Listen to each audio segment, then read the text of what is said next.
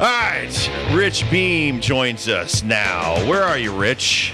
I'm in the back of an Uber heading back to the house. There you go. And I appreciate you coming out. And let me ask you about the PGA Tour real quick, and I'm not trying to get you in trouble. So the argument we were just having, is would we be talking about Live Golf if the PGA Tour had paid like the 1,000th best player on tour more money? So we'll be talking about Live? Would these guys have left to go on a different tour if more money had been put into the PGA Tour? Yeah, that's a great question. I don't know. I mean, this is for the top players. I mean, they were throwing a lot of money. I mean, a lot of money that they didn't have to go win. Guaranteed money. So, if there was more money that was put out there earlier, I think guys would have thought about it a little bit more, a little bit differently, but it took the PGA Tour until after Live came to be to start, talking about enhanced purses and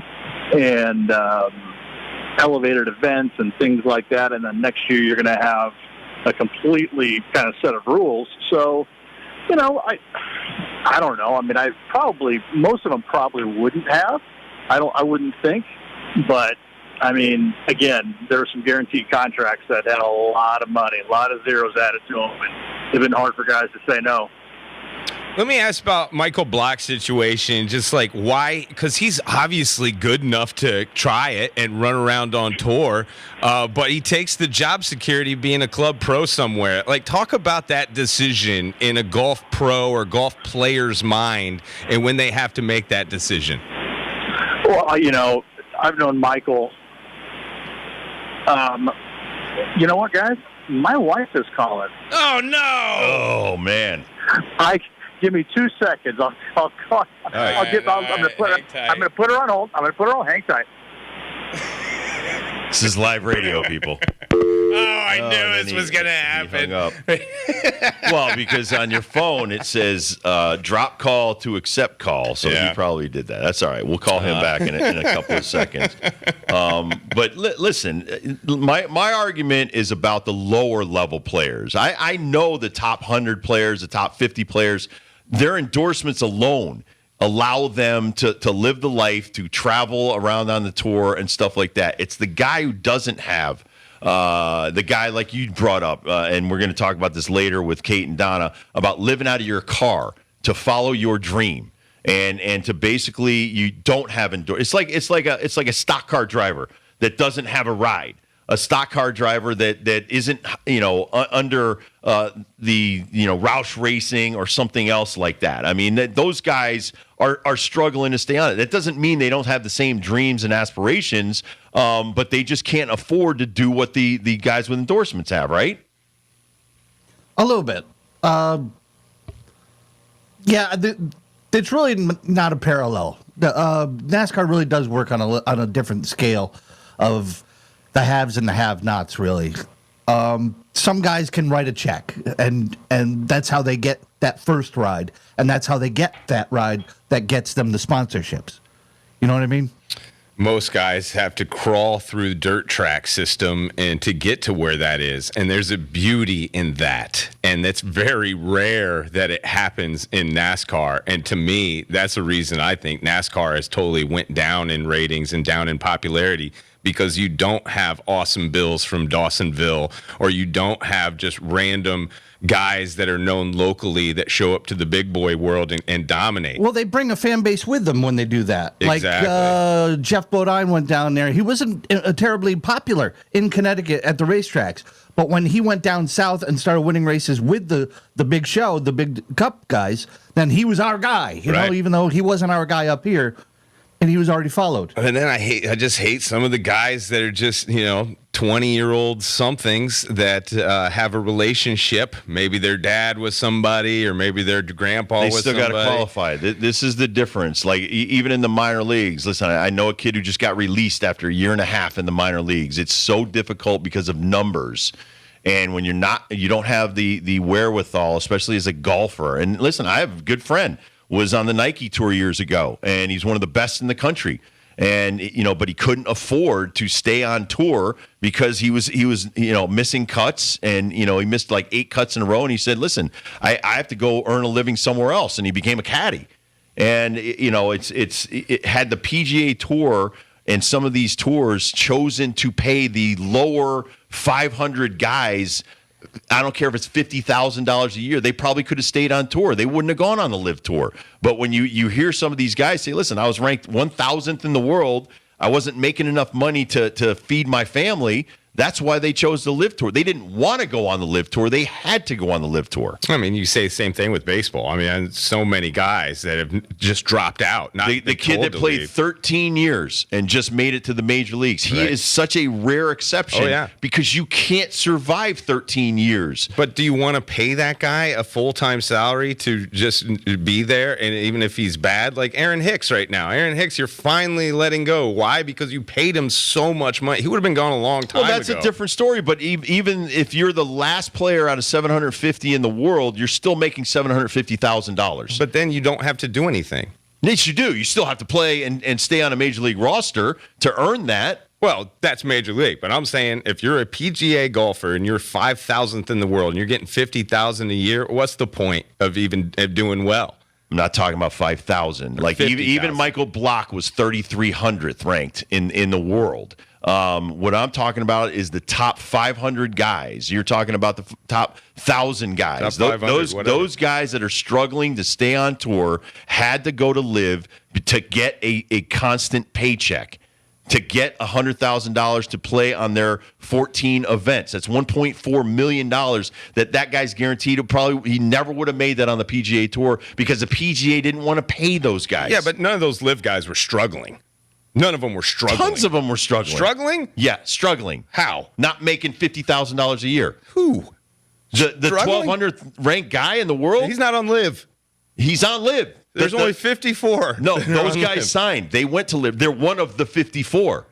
The guy was ranked 1,200. I know because How much I money watched is he making now? He's making $1.4 million. Who is this? I'll go look up the name. I don't have his name. They signed the 1,000th ranked guy and like Brooks Koepka's brother, who was another guy that was struggling to be on tour. But they signed Chase Koepka before Brooks in order to get Brooks. Your argument is we should not pay these guys on the PGA Tour because we don't want to see the crappy guys make these tournament My cuts. argument is if you want to make money on the PGA Tour, you got to win. And I like that. As a fan, I love that. Is Rich back? All right, buddy. Are you all good with your wife now?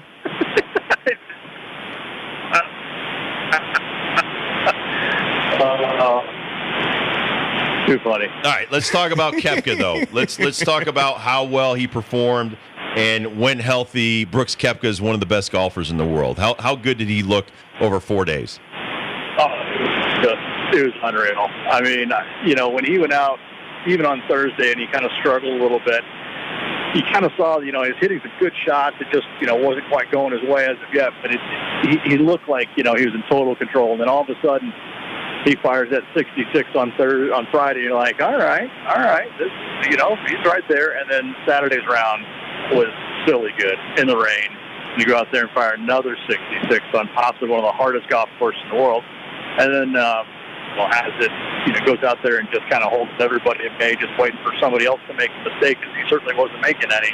I mean, just how he kind of finished everything off, yes, it obviously took a bad shot or two from Victor Hovland, but he replied also by hitting it closer on 16. He's just like, holy cow, this guy's back.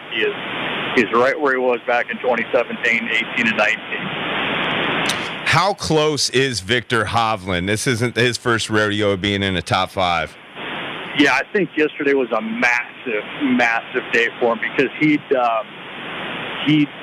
been in the final 3 groups, the last 3 majors, but he hadn't really contended. I think he shot like a couple of, I know he shot 75 once, and I think maybe 74 the other time, but he hadn't really kind of shown that, hey, listen, he's, we know that he belongs there, but yesterday he proved it to himself, and he proved that his short game can stand up to the pressure coming down the stretch in a major. Again, it was just a tee shot that ended up in a bad spot, and he just couldn't extract himself from it on 16. And that double bogey obviously stung, but I mean, look at the birdie he made on the last hole to get a share of second place alongside Scotty Scheffler. I mean, that's what champions are made of. I mean, it was awesome. And before I forget, I want you and all your viewers to know, if anybody ever asks you to play a golf course that's got Oak in it, in the name, say no. Oakmont, Oak Hill, Oakland Hill, all the hardest golf courses in the world, don't do it, my friend. Any golf course with the name Oak in it, forget about it. The rough looked really high, and we're talking to Rich Beem, former PGA champion. Once you got off that second cut and you were in the rough, it looked miserable for these guys. How difficult was the rough? You know, here's the interesting thing. It was like Thursday, Friday, you could get away with a few shots because it wasn't super high. It was just super thick. Apparently, when grass comes back in the springtime over the wintertime, and in order for the grass to get healthy, I guess the stems, the leaves on the grass, they get wide, they get thick. And so they only motored about 3 inches high, maybe 3.5, but the blades of the rough were super thick. And so it just, once you got in there and it kind of sunk down to the bottom, then you had some problems. And then obviously Saturday with all the rains, and even on Sunday you could see guys, once they hit it into the rough, it was almost a game set match. But you know, Thursday, Friday though, it was manageable. Dustin Rose only hit 2 fairways on Friday, and at one point in time, I think it was 3 under par, late in the tournament. Like going, how in the world are you doing this? Hitting in the rough all the time? But you know, you just got to be strong, and you got to have a very descending blow on that golf ball to get it out of there. With Brooks winning the PGA Championship, what does this mean for the Ryder Cup teams? You know, that's a great question. I'm with, Brad Faxon, I guess, was on with Golf Channel last night with the Randall Chambly. And listen, it's just about having the best players on your team. It's not about where they play golf or anything like that. It's having the best players in the world on your team. And right now, Brooks is number 2 in the Ryder Cup points list, which he's earned. And he's earned by going out there and playing well in the major championships, because that's his only avenue to get those points. So, I mean, I don't know what Zach Johnson and the PGA of America will do, because it's not a PGA Tour rule. So it'll be interesting to see. What happens with that. But I think he'll play. I most definitely think he'll play. If any player that plays on LIV qualifies for the team through the Ryder Cup point system, how can you keep them off? Did you think this weekend was great for golf? Oh, gosh, yes, absolutely it was. I mean, look at how many players on the back nine had a legit chance to win if Brooks would have stumbled just a little bit. If Brooks stumbles just a little bit, we got 5 guys right there ready to pounce at any given moment. I mean, it was lining up to be an epic final 9 holes, but, you get Brooks out there, and he's unflappable. He goes out there and just kind of holds everybody at bay, and it's freaking unreal. You guys are studs. Before your wife called, you were about to tell us a bunch of drinking stories that you and Michael Block have together. Go ahead. We got none. What do you know about this guy? You said you've known him a long time. It seems like he didn't come out of nowhere. I know. Well, I know him. So he's been a club pro for a long time. And, here's the deal with him. You can play well in, section events and this and that, but when you have to kind of turn the corner and tee it up against the best in the world, it's a different feeling. It's a different vibe. And so sometimes it just takes guys a little bit longer than others to find their footing. And obviously with Michael, that's kind of what it did. And so, but what he did over this week was just unreal. I mean, the guy was just a super stud and came out and played just amazing golf with the pressure on him, playing with 2 major champions, Rory McIlroy yesterday and Justin Rose the day before. I mean, you just think that at any point in time he's just going to fold like a cheap suit. He never did. And then he goes out at night and, goes to his local pub down there in Pittsburgh, nice. New York, and he just has a gas. So funny. I mean, such a great story. You brought up Justin Rose. That guy makes some amazing shots, and he makes some poor shots. How close is that guy being to a big-time player all the time?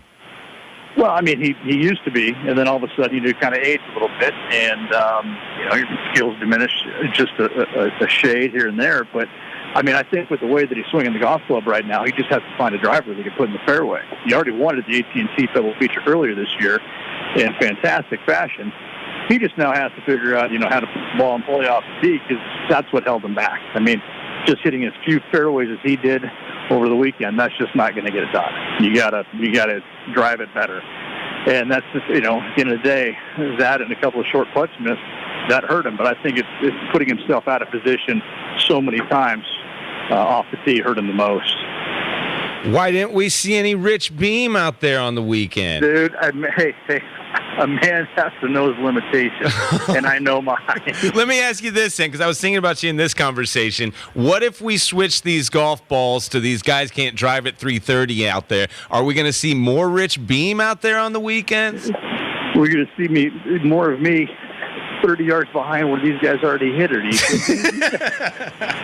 I mean, these guys are athletes, dude. I'm in shape, pairs of shape, right? But, these guys are unreal, man. I mean, it's amazing to watch these guys hit golf balls. I mean, I played on Tuesday practice round, but I mean, it's a different story with those guys. They're unreal. It's wild. Describe playing in the rain, because listening to the announcers talk about this, because I know with baseball batting gloves, they get slippery. That leather is awful. They talked about that the wetter these gloves get, the tackier they get.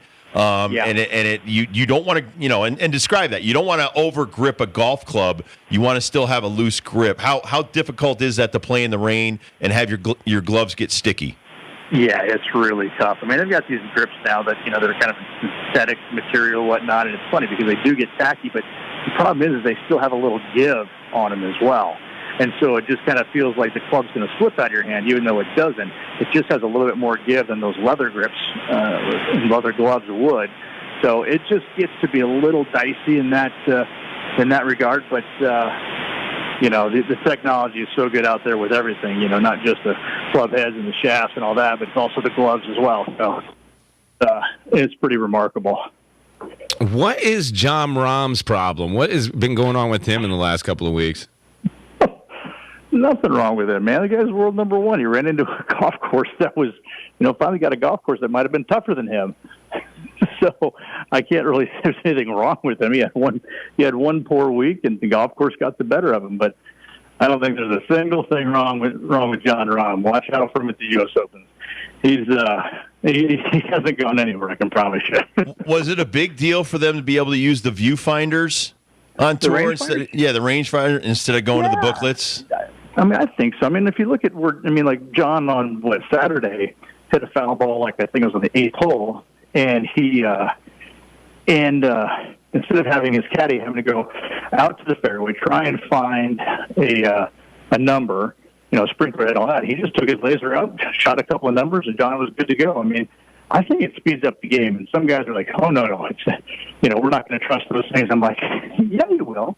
Both your caddy and you'll shoot the pin, and your caddy will get the pin as well, and it'll be fine. But, some players still refuse to use them. But, if you hit it as far off the line as some of those guys do at times, the caddy's like, okay, I'm just going to use a rangefinder because it's going to be a hell of a lot easier. Can you tell us a little bit between Thursday and Friday, after Brooks goes plus and he's kind of looking up at the leaderboard, it does feel like this guy just had such determination to beat this field, especially coming off the Masters. Do you know anything about that Thursday night or just in between rounds there from the first round to the second round and then all the way through for Brooks? No, I mean, I think he probably kept the same, his coach actually helps us out at Sky Sports, so we got to spend a lot of time with him. But no, nothing changes. I mean, it's one somewhat poor round of golf. He just didn't hit his irons that good, went back to the range and worked on a couple of things, and all of a sudden started feeling a little bit better come Friday morning when he was out there. So, or Friday afternoon. So, I don't read too much into it. I just think that, you're always going to have a bad or a poor stretch in any 72-hole golf tournament. And his just happened to be, I think it was on the front nine, actually, whereas I think he turned it at like 2 over or something like that. So, I mean, that was his bad stretch, and then he got past it, and away he went. So, I mean, as I said, you're going to have bad stretches all the time. In fact, if you look at a lot of the guys that are leading after the first day at any tournament, especially majors, the likelihood of them sticking around for all 72 holes is pretty slim. Beamer, you're the best. Tell Sarah all our best from the Rob Dibble Show. You got it, absolutely. Yeah, do something nice for your wife, all right? I will. I'll see you up there in a couple of weeks. I'll see you up there for the Travelers. All right. Beautiful. Let's go out and have dinner. All right, boys. Love you, brother. You got it. Take care. Love you too, guys. All right, bye-bye. Bye-bye. Rich Beem, everybody, 2002 PGA champion. We'll take a quick break. Kate and Donna from Hands On Hartford will join us next in studio.